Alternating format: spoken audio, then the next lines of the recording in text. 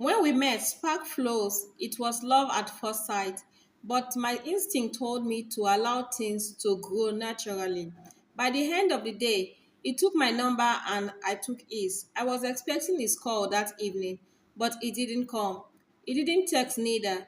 He left me thinking, does he not like me? Did he even find me beautiful? I tried texting, but then again, patience whispered that I shouldn't be desperate.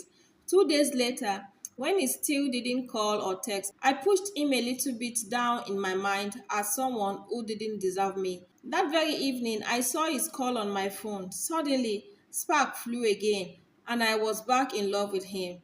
The conversation didn't last long, but he asked what I was doing over the weekend.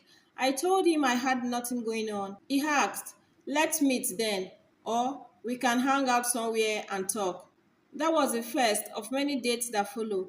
For a whole month, every day was a date for us. When we didn't meet after work, we stayed on the phone all night. When we met and had fun, we came back home and continued talking on the phone. We slept late every night. Even though we knew we had work the next day, it didn't matter. One evening, in an Uber coming home, he threw his arm around my waist and pulled me close to his side. I put my head on his shoulder, waiting quietly and waiting for what he would say next. We remained like that until we got to my place. I thought he would come out of the car and spend the night, but that didn't happen. He waved good night and left with the driver. I went to his place for the first time because he said, I have something to tell you. I went there with an open heart and a mouth ready to say yes to his proposal because what else would a guy have to say when he invites you over? He sat me down in the hall and asked what I would eat or drink. I loved the fragrance of the house. What was missing was my presence to make it a home. I didn't ask for much. I told him I'm ready. You said you had something to tell me. He sat quietly for a while and then said, I don't know why God made it this way, that we can still love another even when our heart is fully committed. My heart ceased. What is he saying? Whose heart is committed? He continued, Essie is coming home tomorrow. Our wedding is next month.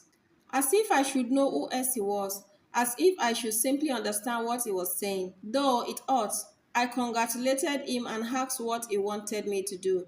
He went on and on about the way he felt about me, how he wished he had met me earlier, and how he had loved me since we met.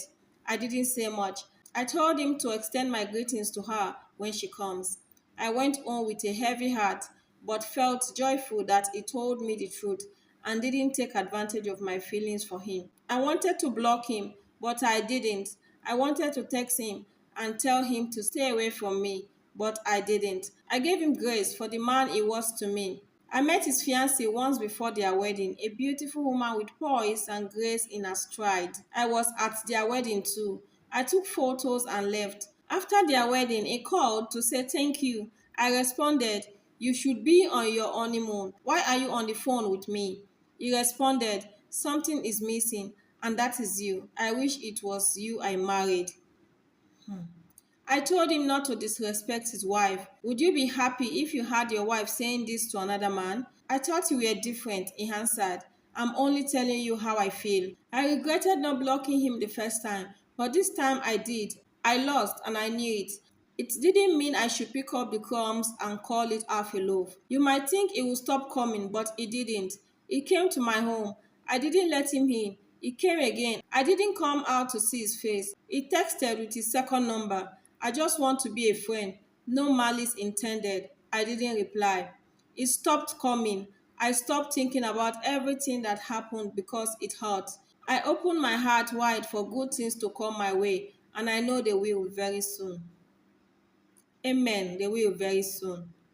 Well, you took the right step. Please let him go and face his new wife and his family, and let you also focus on your life. I hope God will give you your own partner pretty soon. That was a good step. Some men are like that. Even when they know where their heart belongs, they still look for who to play around with and toy with their emotions. So please be bold and be strong. It will pass. This pain will pass. It will not be forever. And I pray you get your own partner pretty soon.